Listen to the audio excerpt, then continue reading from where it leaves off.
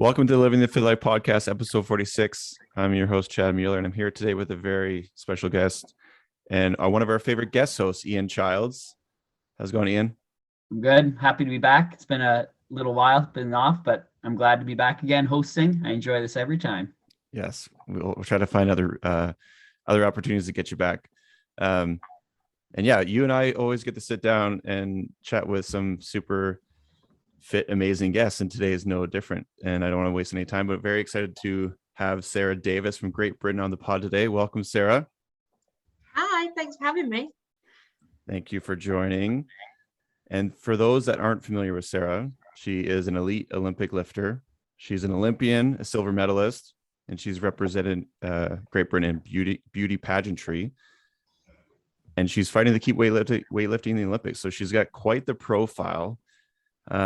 Not really sure where to start, but I feel like the first question I have to ask is, being a beauty pageant competitor and a weightlifting Olympian, I would love to hear the story behind this. So the two things actually came about at like the same sort of time. So I started weightlifting in September 2011 when I was at university, and it was about that time that I probably entered my first pageant, because I did my first actual pageant like show in March 2012. So weightlifting was kind of, I was at university and, hadn't done any sort of fitness type or any training for a while. I was a gymnast as a kid, and then I played golf, and then I went to uni and couldn't afford to keep playing golf because I was a student. And then, found weightlifting while I was there. So I started weightlifting, enjoyed that. And at the same time, I was working in a pub, very, very British things. And there was an advert in like a local magazine for the local beauty pageant. And everyone was like, oh, you should do it. And I was like, no, that's not for me. I kind of joke about it now, but I had that stereotype of what a pageant queen is and what one should be. And I was like, I'm not tall, skinny, blonde, and a bimbo. And I eat my words on that one now, because a bit like people have the stereotype of weightlifting, and it isn't what people expect it to be. So I got peer pressured into entering my first pageant, and I ended up winning and then going on to the Miss England final. And I was so out of my depth with that. Like, I just didn't expect to be there and didn't really know what was going on. It's a bit like being thrown, like doing a regional meet and then going straight to the Olympics. You'd be like, what the hell's going on? Did you enjoy it? Was it like fun? Yeah, it was fun at the time. It was like a 4-day final. So it was like real baptism of fire. And it was like, I enjoyed it. And I'm still friends with some of those girls now that I competed alongside. And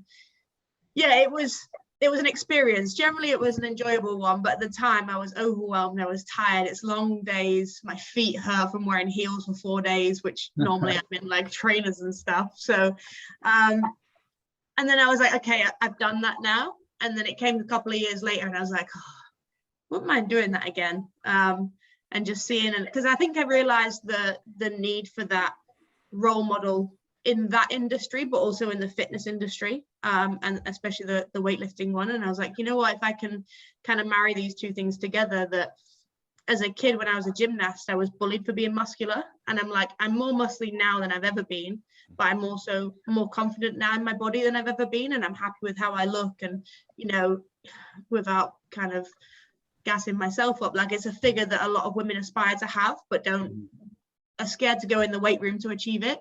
So I was like, if I can be a role model to 12-year-old me that stopped doing gymnastics partly because I was bullied for the way I looked, like, then I've made a difference in the world, that even if it's just one girl that sees me and sees that difference. And, since then, and obviously as my social media has grown, as I've become more successful as an athlete, like I've had messages from young girls who have said like, look, I didn't think I could do X or Y, and then I came across you, and, I now believe in myself, and I've gone on to do this and that. And I'm like, it's just to have made that difference to those few young women and girls is just like, it makes it all worth it.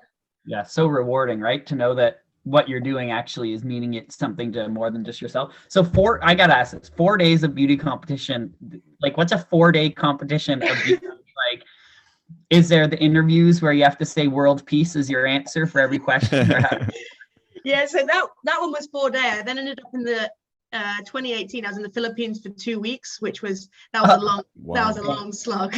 But yeah, like generally it's interviews, it's photo shoots. Like you talk about in your interview, you talk about any of the charity work you've done and community work. And at the end of the day, like pageant interviews are a little bit like a job interview, and pageants at the end of the day are a business and an organization, and their winner is the person that's going to advertise that organization for the next 12 months. So it's talking about you and what you stand for, and you know how you'd use that title going forwards for the next 12 months. So talking about, you know, things you're passionate about, and obviously for me that is, you know, being that role model on body image and all that type of stuff, and fit, healthy lifestyle, which I think, so I took a win in 2018, which was just after I won my Commonwealth silver medal, a couple of months after. So that was a pretty cool nice little stretch. Yeah. Collected some jewelry. I heard in your other podcast you said your special skill on stage is weightlifting. So then do you get that, like they bring out a lifting platform and all the plates and everything, and then you're just clean and jerking and snatching on stage? Is that what you do? No, I have done it before, yeah. When there's a talent round, I've either like submitted videos, or I have actually taken, like, you know, the training bar and then the big like bumpers, and kind of taught people through the movement and stuff on stage, and done like a presentation of what weightlifting is and whatever else. So it's a bit different. It makes you stand out, right? So right. Yeah, it's funny. I like that. Good. So you did that, you got, and weightlifting, so it came the same thing. And then, so is pageantry, do you think you'll still do something like that and still use it as a platform to expand kind of your brand as like this?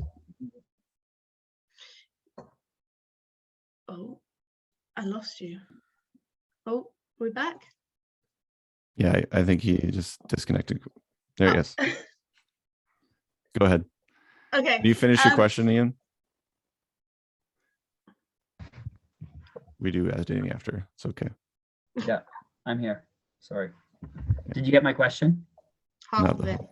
No, I just said, do you feel like you'll, are you going to continue with pageantry stuff, or are you going to, like, just to continue to expand your brand? Because I feel like your brand is kind of, that is your brand now, right? This strong, confident woman, body image thing, and continue. Is that how you see yourself in the next little while, or what? Yeah, I mean, so I've aged out of like Miss pageants, and I now become a Ms. Sad times.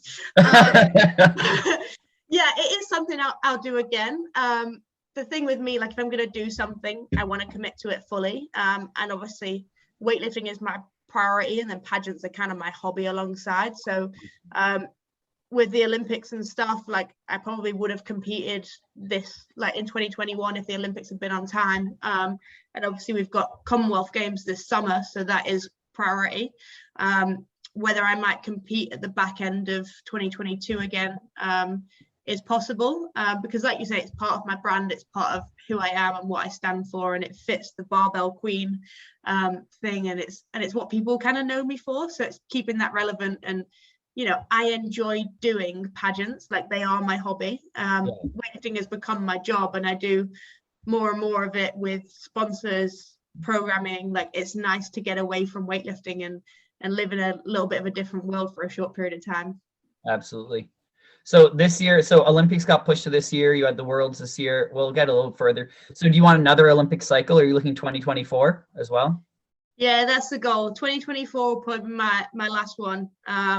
You know, people go, oh, but you're still fit and healthy. I'm like, yeah, but I'll be 32 and I should probably think about, you know, doing other life stuff at that point. Which I think, you know, that's partly like probably being a woman as well, I think has an effect on that.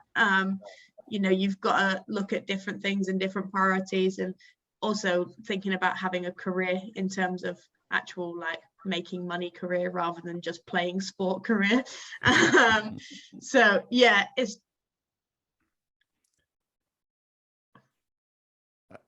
I was gonna ask Sarah, sorry Ian, we can't hear you, buddy.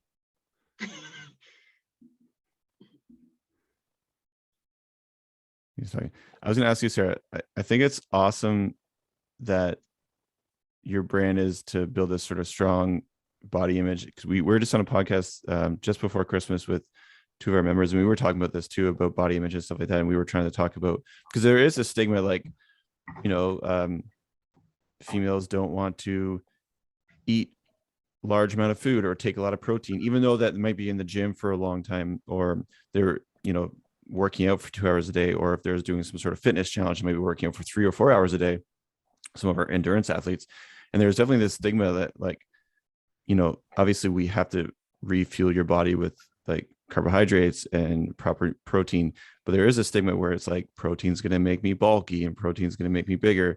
Like, how do you, I know this, but I guess how do you talk to people like this to try to change that sort of stigma?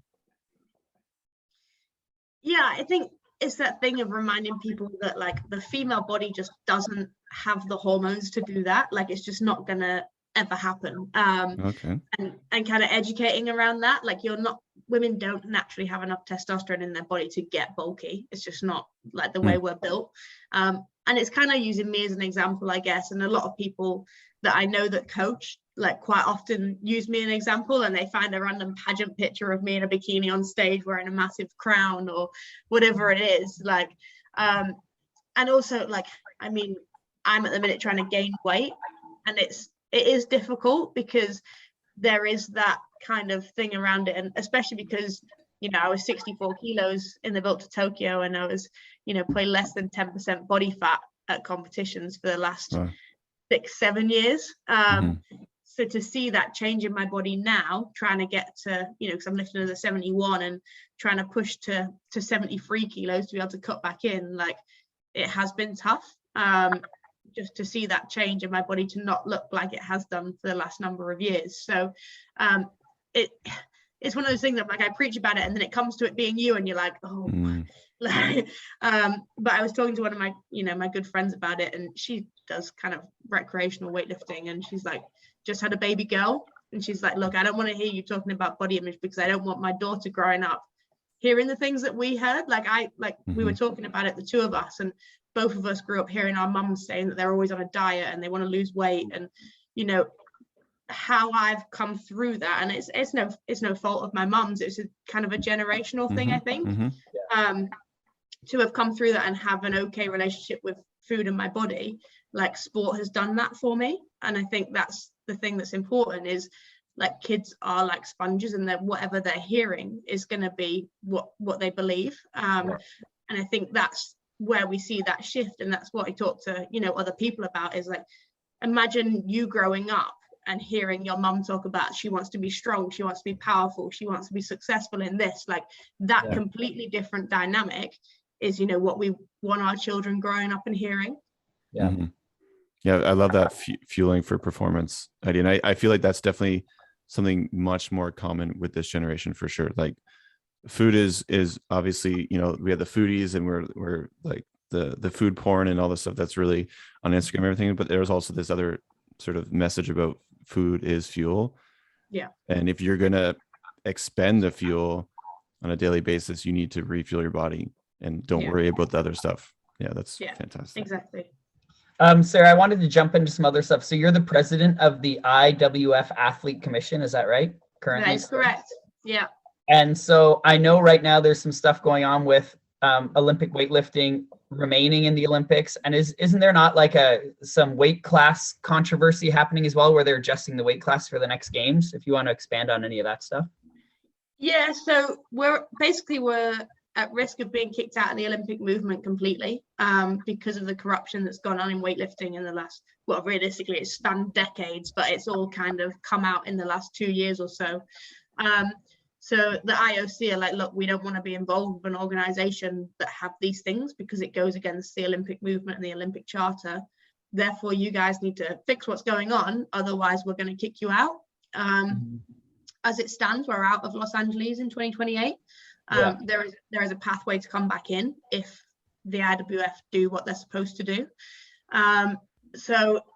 As part of that as well, they've basically reduced the quota of athletes and therefore the number of medals for Paris 2024. And because we've got that reduced number, it means the weight classes have to change. So obviously in Tokyo, there was, 7 male and 7 female events. And for Paris, it's 5 and 5. And we have 10 classes for men and women across all other kind of competitions, so worlds, continentals, all the way down to your local meets. So I was involved in the discussions around it, and to pick 5 categories to count for the Olympics out of 10 that we're all used to competing in across the board. Unfortunately, 50% of people are going to be disappointed. Like, there's not anything you can do about that. We looked at the numbers and the research, and we kind of found the best way to go about it was to go for every other weight class, and then there's somewhere for everyone to move. Like I said, people are going to be disappointed, unfortunately. And when it got announced, I obviously am friends with a lot of weightlifters, and it didn't necessarily go in their favor, and they're kind of complaining about it and posting about it, and I was like, I just felt like I'd failed, despite the fact, like, I was one vote amongst 30 people that organized that, and realistically, that's not what they think. They think it was your fault, I'm sure. Yeah, exactly. Yeah. And realistically, it's not even it's not even the fault of the people that have decided those weight classes. It's the fault of the IWF and the stuff that's gone previous, that the IOC have decided to reduce the quota. So, if you're going to take it off anyone, it's got to go from the leadership, and that's what we need to see change, which the elections have been delayed and delayed. And if they don't happen in June next year, then that's it. We're out of Los Angeles, which obviously for me, as I just said, like, Paris is probably my last one, but it's about that next generation of lifters. And I think about some of the younger ones that are coming through, and the fact that they might not have the opportunity to compete in Olympic Games is scary, when we're one of the oldest Olympic sports. So, I'm fighting the fight to keep us there, and I have good communication with the IOC.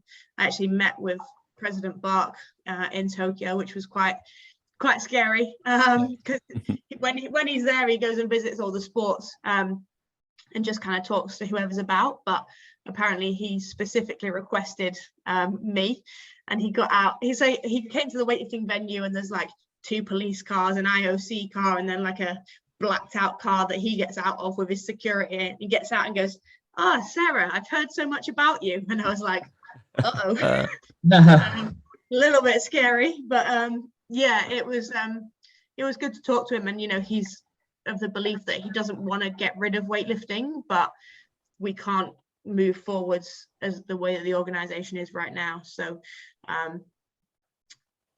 we're making changes. It's just too slow. That's the problem, is it needs to move faster. And unfortunately, the way that all our laws and stuff are written means that it does move slowly. But we hope and we pray that we get the right decisions in June, and it keeps us in the Olympic movement, because I think if we were to lose that, it would be a killer for the sport.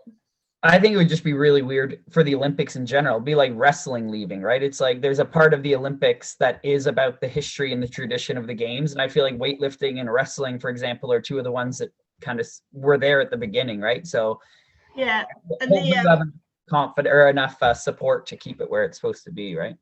Yeah, and the Olympic motto is like faster, higher, stronger together. Like, you kind of lose the stronger if you get rid of weightlifting. Like, you obviously keep some of it with some of the track and field events, but you lose that stronger. So hopefully we get that movement in the right direction and keep the legacy of the Olympic Games realistically.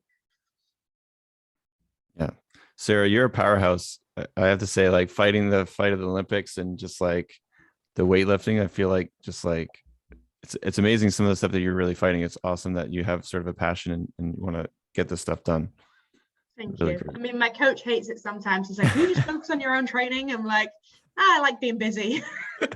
And there's no point focusing on my training if there's nothing to train for. Right? I mean, that's a fair point. Absolutely. I mean, yeah. I get it. I totally get it. I do want to talk about, obviously, weightlifting. I would love to hear more about the fitness side of things. So, like, you were doing the beauty pageantry, and then you turned. So, and you said you were mentioning you did golf when you were a little younger. Like, what made you get into weightlifting initially? Like, what was the draw for you? So basically, my ex-partner, my ex-fiance, which was a interesting story in itself, but he was a weightlifter, training for London 2012, and our national centre was in Leeds, which is where I went to university. So I met him, and we'd been dating about 6 months, and we were back down in London, which is where he's originally from, and also where Zoe Smith is from. They're both from the same weightlifting gym. So I was down there and I was basically just watching him and Zoe train, and they were both like, come on, give it a try. So I gave it a try. They were like, this is a snatch, do it. So I snatched 30 kilos and clean jerked 40 kilos, and I was like, oh, this is quite fun. I'm quite good at it. Let's, keep doing it and keep training. And I'd been a student, so I'd just drunk a lot and was out of shape. For me, what I'd call probably skinny fat now. Like I wasn't overweight, but that, there wasn't any sort of definition. And I was like, this is fun, and it will give me something to do and to train, because I just used to be that person that would go in a gym and do a couple of sets on a machine and whatever else, and not really know what I was doing, just because we didn't have the education out there, I don't think, and social media wasn't what it is now. And so yeah, I just kind of fell into weightlifting, and it turned out I was quite good at it. Now, are you trying to say skinny fat isn't the desired body type? Because some of us just carry it around naturally.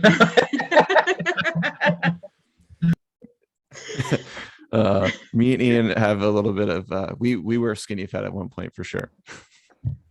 Yeah, we definitely are trying to, I can relate. Yeah, we know what that's all about. I remember the first time I snatched, this is a story I've told before. I was an empty barbell. I'm learning how to do it and have like a one-on-one instruction thing. You're concentrating on all the cues. I ended up throwing the bar up over my head, and it just pulled me back, and I just fell over, and like everyone in the gym went silent and just stared over me, and I heard a couple chuckles in the background, and I was like, wow, welcome to weightlifting, because I had done endurance for before that, and I just kept getting hurt, and I was like, I need some strength base, so I did that. And I wanted to mention this. I did my first Ironman in Bolton. Nice, which is the original Ironman kind of. It's one of them. Yeah. So my wife's family's from Liverpool. So when I had trained to get ready for Ironman, I was like, all right, I need one that's going to fit in my summer schedule. And Bolton was like, whatever, an hour and change from Liverpool. Yeah. So just zipped up and did that, and got, devastated by some of the hills and things that are up in that area.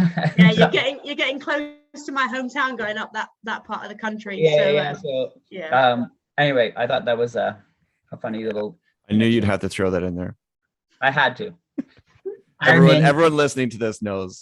It's a good story though. It's a good story. A bad story. All right, carry on. I wanted to ask Sarah. So you felt naturally good at weightlifting. How long did it take you to get to sort of a professional level? I mean, it depends on your definition of professional. Like to you, when you were competing. So I started September 2011. I did a regional meet in the November.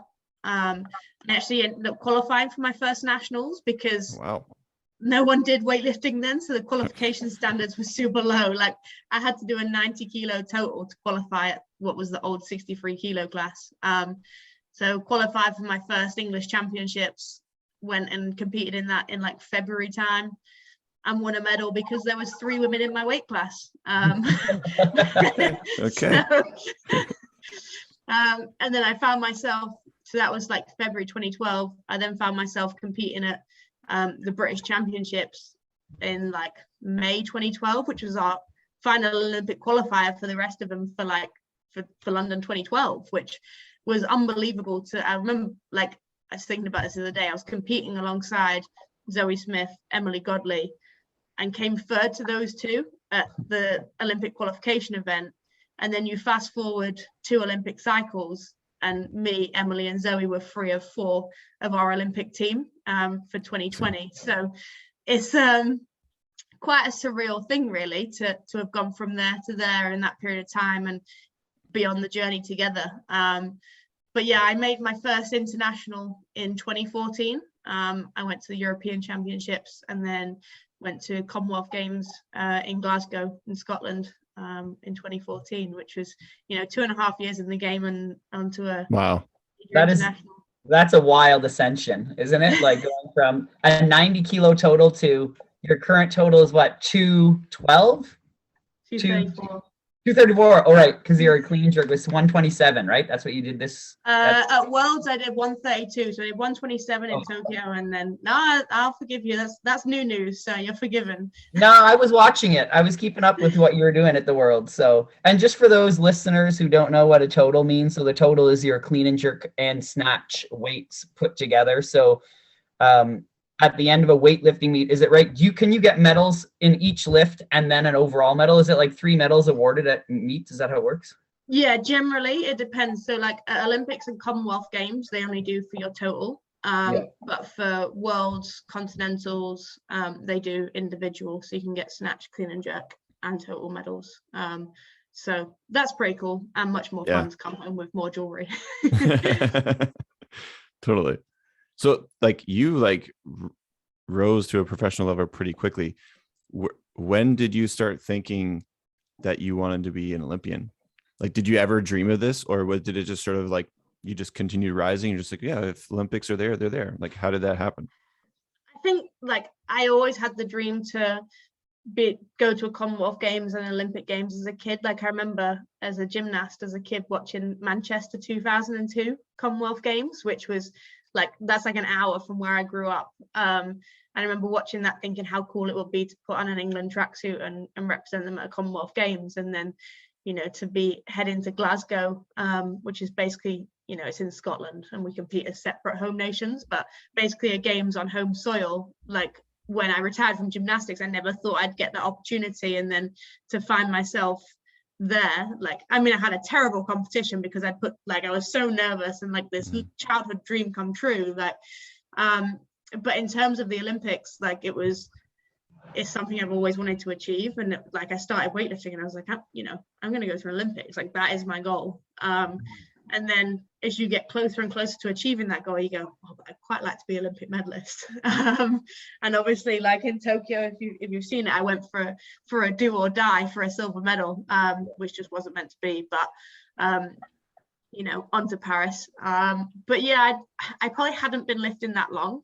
I think watching London 2012, like I actually went and watched in person, was definitely a huge kind of motivator for me to see that. And obviously like the home crowd of the Olympics, like it'd be nice to do an Olympics with a crowd, I'm not gonna lie. Yeah. So the atmosphere in that arena in London was phenomenal. Even just around London was so cool. And I think that's probably part of it. Like, you know, unfortunately, I think we lost quite a lot of the Olympic legacy and it didn't get followed through as well as it could have done in the UK. But to be around London at that time and to be able to be in one of the arenas, it was like, I want this experience. I want to lift on that stage with the Olympic rings behind me and to, you know, be able to do all of those things. So yeah, it was probably quite soon that I was like, that's going to be my goal. It would have been nice to go to Rio, but given my time in the sport, it was one of those that like, we'll try and go. Yeah. And it'd be nice to go, but realistically, it's not my target games. My target games was always going to be Tokyo, given when I started the sport. I came pretty close to Rio, and on reflection, I probably didn't believe I could go like soon enough. Whereas if I'd had that belief in myself a little bit sooner, it might have been a different story. But you know, it's all the way it's supposed to work out. And realistically, I didn't have the experience under my belt competing internationally to be able to perform at that level in Rio. So yeah, all the way it's supposed to pan out, I guess. One of the things I loved watching your lifting is you do show your emotion. Like when you won the silver at the Worlds, like your elation was obvious. You're on your knees crying after you did your clean and jerk. And then the same at the Olympics. I remember seeing you after missing, just so you could see how despondent you were and upset and it also even comes back to your pre-lift routine, which I want to get, where you're like pacing like an angry lion behind the bar, looking like it's done you wrong, and then you approach the bar. Yeah, I mean, I'm always like, it gets me in trouble. Like I've got an expressive face, like, and it gets me in trouble sometimes because I pull faces and then people like see me doing it. But yeah, I mean, that moment for that medal at Worlds was just, I've been so close so many times. Obviously, like I compete in a middle weight class, which is average size, which therefore makes it more densely populated and makes it harder for medals. And, you know, I didn't get any continental or world medals until this year. And I've just been unlucky previously with Europeans. Like I've had so many fourth places and come so close, and there's been, you know, Russians there that shouldn't have been there. They should have been serving a ban, and just seemed to have been one thing after another that just, like, I just didn't have a little bit of luck on my side. And I remember at Worlds, obviously I'd just moved up a weight class, and I watched the 64s the day before, and I spoke to a few of my friends. I'm like, oh, you know, I'd have had world medals at 64, like the standard was this and that. And they're like, but you've made the decision, there's no point reflecting on it. And I cried that night. Like I was got myself in a right state. And our team manager now knows how to stop us crying. He's like, because we all have like false eyelashes on. He's like, your eyelashes will fall out if you keep crying. Which shows you're a team manager of a bunch of women, doesn't it, realistically? But yeah, so that bothered me. And then to, you know, my goal for Worlds was to just go out there and have fun and not get caught up on trying to hit certain numbers and trying to win medals or whatever it was. It was like, let's just go out there and remember to have fun on a platform, because I think, you know, the way that the qualification worked for Tokyo and obviously like my result, I'd forgotten my love for the sport in a way. So my goal was to just go out there and have fun, and for that to then transpire in the way that it did was just, it was just so many years of like disappointment, of bad luck that just literally came out after that last lift. And, you know, my friends afterwards that I'd spoken to about the 64 results were like, are you still sad that you didn't lift at 64? And I'm like, oh, like, I know you're right, and I hate that you're right.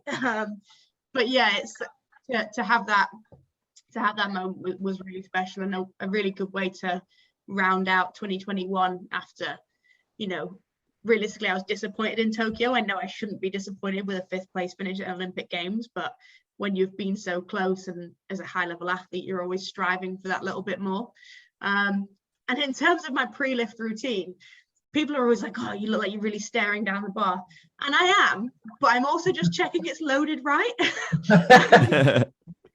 Because I've had a couple of competitions where it's not been loaded right. So now it's just kind of habit that I just check both ends of the bar and that it's got the right weights on it. So you're just angrily doing math in your head. You're like, oh God, this better be 102 kilos or I'm going to.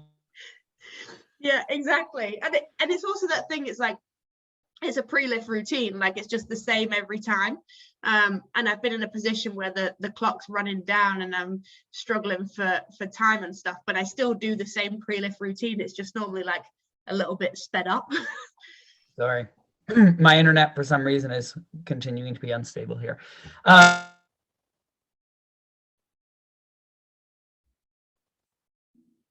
Sorry, you're cut off again. I was going to ask Sarah,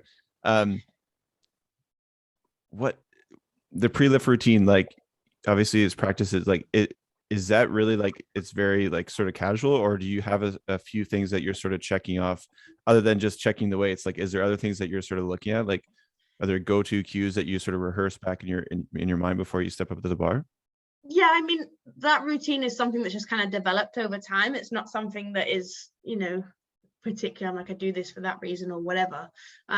Generally, I'll wait at the back of the platform as well for the 30-second buzzer to go, because otherwise, if you're setting yourself and it goes off, it can be a little bit off-putting. So quite often I'll wait to hear that before I then start my full setup of getting my hands on the bar.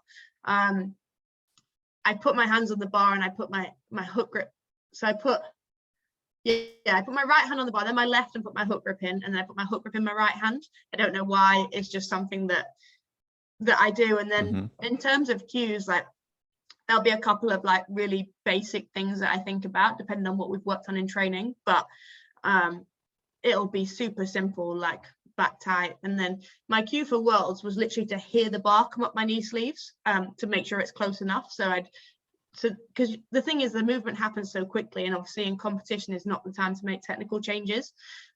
So it's about just thinking about little simple things that are gonna get you the right thing. So just hearing that noise of the bar scrape up my knee sleeves, I know the bar's in the right place. And with my 102 snatch from Worlds, I hear it, and I think I've already started celebrating while the bar's at about my mid thigh, because I know it came up my knee sleeves, therefore I know it's in the right place and it's going to end up above my head.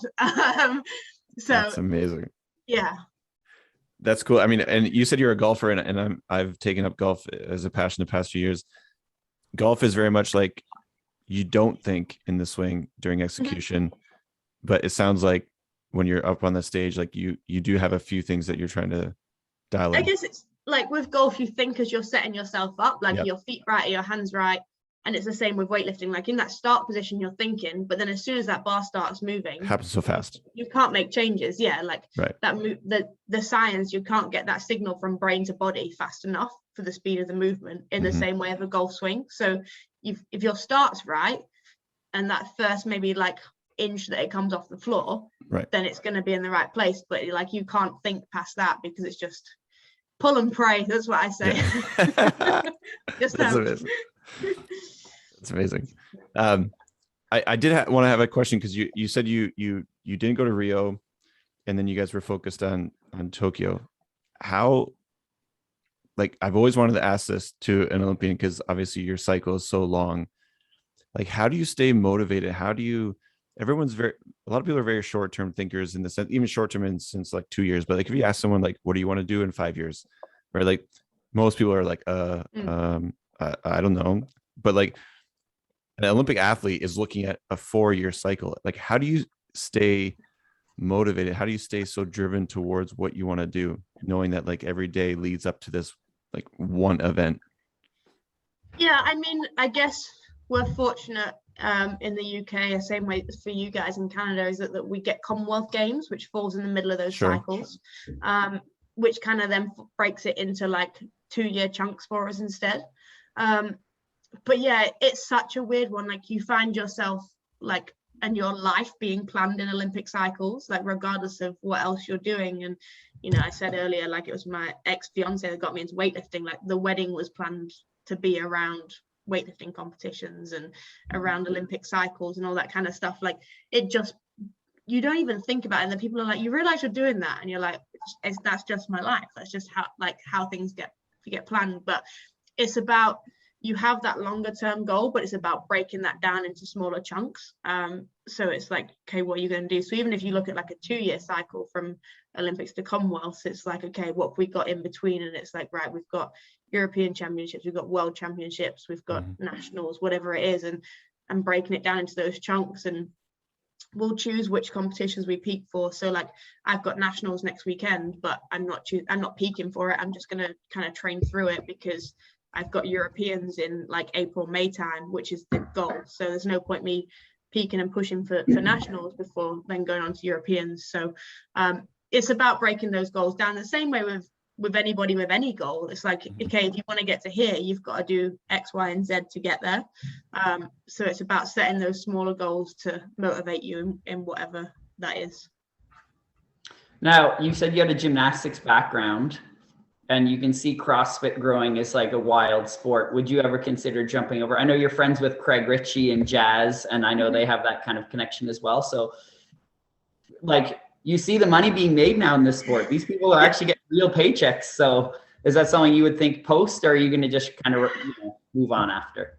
I mean, people ask me, and it's that thing of like, I'm that person that if I'm going to do something, I'm going to do it fully. And it's that point when I get to Paris in 2024 and I'm 32, I'm like, okay, do I want to be a full-time athlete still and spend all of my time in the gym? Because I'm like, if I'm going to do it, I'm like, I'm going to the games. Like that would be my mindset on it. So it's finding that balance and having that time away from being in the gym all the time. I actually told my teammate Emily Godley that we'd do a pairs CrossFit competition at some point. Nice. She is in much better shape than me at the minute. She's lost loads of weight since Tokyo and been doing fitness stuff. So, and I've gone up a weight class, so we've just shifted. It's something that I'd consider doing like for fun and to keep me fit, but I think I'd have to be really careful to not end up down this path of trying to be the best, which is generally what I seem to do when I try and do something. Sounds like it. Yeah. So, but I mean, I look at it from a point of view, like, because I coach weightlifting. So it's like, if I look at it from a business perspective, it would 100% make sense for me to compete in CrossFit competitions and build the brand further and build my weightlifting coaching further, which, you know, a few years ago, I'm like, oh no, it's just a business, just exists to tick over and help me like support my weightlifting because we don't get any like funding or anything from the government. but now I'm like, actually this has a capacity to grow and be bigger. And you look at some of the other like organizations that do online programming and stuff like that, like if I was to compete in CrossFit, it would keep my name relevant. And I think that's part of the problem that we have in the UK is like, if you're not a current weightlifter, people don't tend to bother with you for coaching unless you're coaching, you know, the current people. So there's a possibility, but maybe I'll give it a few years and go to the games as a master or something. I don't know. That'd be cool. That'd be cool. Never say never, but Yeah. it's not on the radar as such at the minute. We just had a weightlifter over here at a local gym. You might know him, Dmitry Klokov. Heard of him? Oh, I heard of him. I attended this workshop, and he just told me I have weak quads. Your quads are weak. Most of the time, as we're doing things, all his tagline was, "What the fuck is this?" The whole time you're lifting. So that was quite an experience seeing him do that, because he's trying to do the same thing, right? Stay relevant by coming into CrossFit, because he's now doing these like tours around everywhere doing his. Yeah, it's been great. Yeah, that was a great session. You mentioned, I'm curious, how many hours a day are you in the gym? to be fair, not that much. 3 hours, 5 times a week. But like with weightlifting training, a lot of it is stuff outside of the gym with your recovery and stretching, rolling, all that kind of stuff, which I just prefer to do at home with the dog, because it's much nicer to be at home than in a cold gym at the minute. So it's although actual training time in terms of like how long some other elite sport people spend doing their actual craft, I think that weightlifting is quite minimal on that, but it's the other stuff around it, being able to recover so you can get in the next session and push yourself. And even stuff like sleep, like people underrate sleep, like you're not to recover and get back to it if you're not sleeping properly. And people come through for programs and they're like, I want to do like 8 sessions a week of weightlifting. And I'm like, you know, I do 5 sessions a week of weightlifting, right? And they're like, yeah, but you know, I work a 9 to 5 in London, and it's quite often runs over, and we have dinners and stuff after work, and you know, with clients, and I've got 2 kids and a wife, and I'm like, so I'm gonna go at 6 a.m. and then I'm gonna go again at 8 p.m. And I'm like, no, I'm not writing you that program. Like, you're a recreational athlete, you're doing it for fun. You do not need to train that much, because you'll just kill yourself. There's no way you can recover when you've got a busy lifestyle, you've got a family, and also there's more to life than weightlifting. Like, enjoy time with your kids and look after the other like facets of your health. And I think that's what people forget. They're like, you know, I need to be physically active to be fit and to be healthy. But actually, what are the effects that that's having on your personal life, your social health, your like mental health? Like, if you're so fixated on something and it's controlling every part of your life, it's actually probably not making you any healthier. It's probably making you more unhealthy in other areas. You might be physically fitter and physically healthier, but like, where is that affecting? And you know, people do it with like their nutrition, and they're like, oh yeah, you know, I've not been out for the girls for drinks for like 2 years or whatever it is. And I'm like, why? Like, right. There's more to your life than that. Like, it shouldn't be controlling your social life. It shouldn't be affecting you doing those things that are important to you. Like, even I do that, like, and going to the Olympic Games and winning world medals. Like, I think people can often get pulled into taking it too seriously, and then it ends up having a negative effect. So you went from 64 to 71. We'll move on to nutrition, I guess. So, because that segues perfectly. And I heard on that podcast I listened to last week, you were saying your calorie intake is around 2,500. So when you were trying to move up weight classes, was it just mostly Yorkshire puddings that you did? Yorkshire puddings and roast potatoes, or what? Love a Yorkshire pudding. Yeah.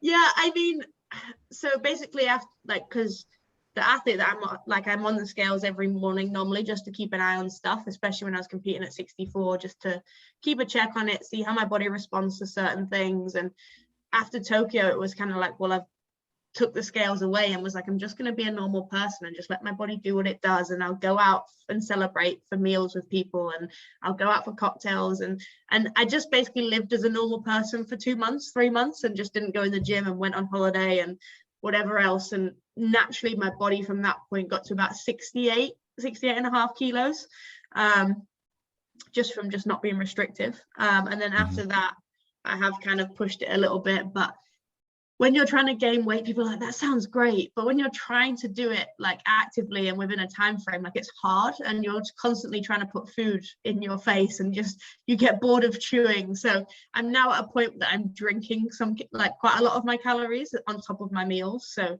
like protein shake like during training, which I've always done, but then also having an extra like carb shake in training. So just getting in some extra calories from that. And I've always drunk like diet drinks, like Diet Coke, whatever it is, and actually just switching that to be like regular and like lemonade or whatever that's got sugar in it, like just trying to get the calories in as many ways as possible without being too hard. Like I went and got a milkshake yesterday, like just trying to get the calories in is just it's a lot harder than people think it is. Come on, Sarah, it wasn't just a milkshake. I saw what else was there too. I had a McFlurry too. Guilty. And you use RP nutrition, right? Yeah. So I'm working with one of the coaches at RP Strength, which is really useful. Like, so I've got my nutrition qualification. I did a course here, and I have that ability. But I think the thing with nutrition is it's just that accountability. Like, it's just having someone to help you in whichever way you're doing it. But yeah, just that support. Like, so I spoke to my coach yesterday for it, and he's like, how are you finding it? Like, I know it's tough to put on mass and to do it. And I'm like, I'm not gonna lie, I'm struggling. Just one, getting the volume in, and two, like I said, just seeing that change in my body. Like, I've not looked like this ever. Like, so just trying to deal with that, and that, like the mental that comes with it. And I know that, you know, once I've put the mass on, like I'll start converting it into muscle, but it's that weird in between stage, and you're like, oh, I don't know how I feel about looking like this. And it's that thing of it, it's for performance, and that's the mindset that I have to have is that of an athlete, and knowing that it will be worth it, and that will be how I clean and jerk 140 kilos or whatever it is, like, which looks really cool on a weightlifting bar, because you get like the 225s and a 10. There you go. So it's like that next level That's what it's all about. That's what it matters, right? It's got to look good when you're doing this. That's for sure. Yeah, exactly. Yeah, I know how I feel. I just did a mass, like a 12-week mass with RP, and me and Ian have talked about this because it takes a lot of commitment, because you're going to obviously gain fat. You're not just going to gain X amount of muscle. And so there is definitely, I would say right now, I'm in maintenance to try to keep out of weight. So I'm definitely in this situation where just like, man, like I'm looking a little pudgy in places, but I know I need to like stretch it out another 6 weeks or so. And then I can do, like, if I want to do like a cut, or just, you know, start turning into muscle. Right. But there is definitely a time difference where it's like, man, it's a little bit of struggle sometimes. And I agree with you. I had to put 4,000 calories in. I'm a pretty tall person. And some days were just like, it's a chore. Yeah, it's tough. And I think, you know, it's hard for everybody. And then yesterday I went and got a sauna just for recovery, and I like put on my bikini, and I was like, oh. That's why we do this in the winter time, right? Yeah, this is why we do it in the winter. Yeah. So Sarah, do you then try and get your weight above 71? Do you cut down do you cut down for your weight class to 71? And like when it was 64, are you having to cut before? Is it like, what's the weigh-in process before a weightlifting turn? Yeah, so generally I'll sit, so when I was 64, I was sitting like at 66 and a half, and I cut back in to make weight, but that'd just be through like manipulation of like carbs and water and stuff, so that you're not losing any real mass with it, and it's stuff that's easy to get back into your system. So for weigh-in is 2 hours before competition, so you can't cut too hard, like if people have seen quite often like boxing and martial arts and stuff, and you basically see the coach like holding them up on the scales because they're that dehydrated and that depleted, but you can't do that in weightlifting because the turnaround is too quick. So when it comes to dehydration, it's basically like I just cut out water for the last 24 hours, which will lose about 1 kilo. So I know that I can do that, and you can also rehydrate that pretty efficiently in about half hour with like, I don't know, like rehydration, like Powerade, Lucozade, whatever people have.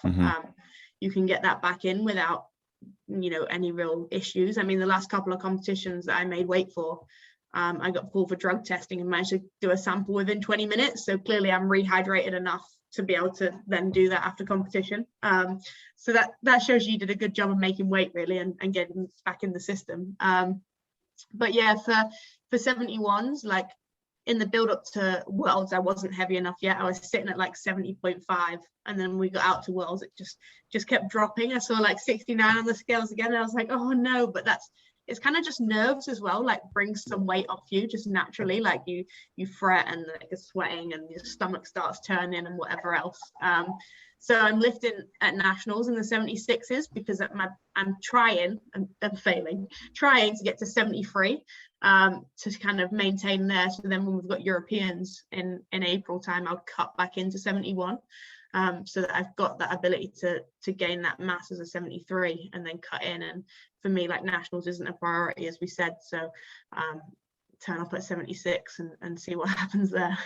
So in 1 year, you're going to compete at 64 and 76, did you say? 71. Yeah, 64, 71 and 76. Jeez. Oh my gosh. So my time off after Worlds ended up being a bit longer than I wanted it to be. I ended up getting sick after New Year's, so wasn't able to get back into training as soon, because I would have liked to have had a crack at the 76 national records, because then I would have had them all the way through all 3 weight classes. But not sure I'm back in good enough shape yet, because 9 British records sounded pretty cool. So I might just stay at 6 for now, and then we'll work on the 76s another time. That's good. That's a crazy goal. And for people that aren't converting that, that's like 25 pounds, I think, something like that. Yeah. Well, 10, 12, 25, 20 to 25 pounds in a year. And yeah, total from 64 to 76. That's crazy. That's at crazy. an elite level. It's not just eating It's Big amazing. Mac. No. A little bit. A little bit. Yeah, you gotta go a little bit. Come on. When you go, you're going to all you can eat sushi and taking care of it. Yeah. I wanted to talk one last topic. You were mentioning recovery. So I know you were mentioning sleep. What are some of the recovery protocols that you sort of commonly do just while you're at home? Do you do contrast therapy, sauna? Do you do a lot of like fascial stretching? What kind of stuff do you really do? Yeah, so sleep, I go in the sauna. I don't like the cold, so you won't ever catch me doing contrast therapy. Okay. Water's not like, I'm not really a massive water baby anyway, and like cold water is a definite no. So yeah, I'll go and sit in the sauna for 25-30 minutes, just for relaxation, and like it's good for the muscles if you look at the research and stuff. But more than anything, and this is like, it's sad that I have to do that, but it's like, it's 30 minutes without my phone in my hand, like just sat, just me, like in a sauna, and you'll find random people in there and they'll start talking to you or whatever, but it's just that time to just switch off. And I think that's important, especially given what I do, and realistically, like, social media is part of my job. Like, my social media and my sponsors bring in a basic income for me now, which means I've kind of got to be on it, and I'm always trying to be interactive with it, because people send me messages and they're like, oh, thank you so much for replying. And I'm like, you've taken time out of your day to ask me a question. Like, I'm going to try and get back to you. Like, even like after Tokyo, I had so many messages and it took me months to get through them. But eventually, I tried to reply in some capacity to everybody. So yeah, just taking that time out, and then just other stuff like rolling and stretching, trying to check in every couple of weeks with my physio just to make sure everything's moving the way it should be. Massage therapy as well. But the things with like massage and physio, like, you can pretty much, if you don't have an injury, you can keep on top of that stuff yourself with your rolling and your stretching. Like, we don't like doing it. I don't like doing it. Nobody likes doing it. But that's the stuff that makes a difference. And if you can roll and stretch for 20 minutes after a session, you're going to feel better going in the next day, and it won't take you as long to warm up. Whereas if you don't do that stuff, it takes you that extra 20 minutes just to warm up properly. So if you just get it done at the end of your session, it's going to benefit you for tomorrow or the next day, whenever you next train. Yeah, go ahead, Chad. I was going to say we had a few podcasts about what we call sort of proactive recovery, and just sort of staying ahead of the aches and pains along the way, especially for recreational athletes. A lot of people like to go to the gym, and they like to go pretty hard, and they kind of neglect the mobility and neglect the recovery session, and then they come to the gym the next day and they're like, why am I hurt? So that's good to hear. Yeah. I just loved going back to nutrition. I feel like some people get so tight on their nutrition, trying to be perfect with it, right? And it's so refreshing to hear someone who is a high achieving athlete just saying it's okay to relax and it's okay to have a McFlurry every once in a while. And I know we're laughing about that, but it's like those things are good for your mental health, right? It's like that little that thing for sure. And it's so refreshing because so many. Even when I'm like hard dieting, like I mean. 2015, I actually cut to the old 58 kilo class, which was a bad idea. I said I looked like a lollipop. I had a big head on a tiny body. Even then, like I'd keep that stuff in, like, and I'd have still a little bit of chocolate every day or a little bit of sweets or whatever it is, because it's that thing that if you restrict it completely and you don't allow yourself to have it, you just end up with this binge, like, and then you just undo all the hard work and you just fall off the wagon. Whereas actually, if you keep a little bit of it in consistently, like that stops that happening. And I think that's where people go wrong. Like, yeah, okay, if you're following a macro or a calorie plan, just fit it into it. Like it's not the end of the world. And if that's going to keep you mentally in a better place, because you can go out for dinner with your family and just make smart choices when you do so, but you're still enjoying that experience of going out and you're not eating prep food out of a Tupperware. Like, I just can't think of anything worse than that prep life for your like mental health. Like, it's just eating the same thing every day. Like, the thought of it just, oh no, it's just not for me. So then, Sarah, what are your go-to sweets then? Like, I love fruit pastels, and I love like Roundtree just makes a quality candy. And I also will say all the Smarties, Cadbury's chocolate in England is so different than the chocolate we get over here. So I'll go deep. Like, we just had the Christmas Cadbury, like, you know, the box that comes in the shape of a stocking and it has all the different like, flake and all that. So what's your go-tos? Yeah, so chocolate's different here. So like chocolate's different for you guys because of the temperatures and stuff you get. So it has different chemicals in to stop it melting, basically, whereas it's cold and rainy in England all the time. So we don't need that. I'm actually a Haribo fan. I'm not sure how much Haribo you guys get, but so I go and compete in Germany, or do without COVID, which is actually where Haribo is from. And it actually tastes different, like a little bit like the same with the chocolate. Like Haribo from Germany, I guess because it's fresher and it's not traveled, like it's softer. Like it just tastes different. I can't even My wife is explain German and we actually import it from Germany instead of buying it here. Yeah, I get some of my like German friends to send it me sometimes, but like when I go and do Bundesliga, so I'd fly like Friday to Sunday, so I'd just take like a rucksack, but I'd take a rucksack and then like a carry-on bag, but like with nothing in it to go out there, and then I just bring it back full of Haribo. So yeah, that's my one. And like the sour sweets, I really like a sour sweet. That's where it's at. Yeah, that's it. That's the game changer. It's amazing. Awesome, Sarah. This has been amazing. I know we don't take up too much of your time. Thank you so much for joining us today. It's been amazing. Thank you for sharing your story. Do you want to plug quickly your weightlifting? Go on then. So yeah, I do online weightlifting programming. I mean, I do seminars. If someone wants to fly me into Canada, I'll quite happily come. You should look into that. So you can find me, it's Wisdom for Weightlifting. So Wisdom and then the number 4 weightlifting, which is where all my online programming and stuff is, and where you can find that. But then find me on social media. It's just me, it's Sarah D_GB. And a YouTube channel back up and going, Barbell Queen. Barbell Queen is back up and going. I've got someone helping me with it, which is a huge thing because editing is just not my jam.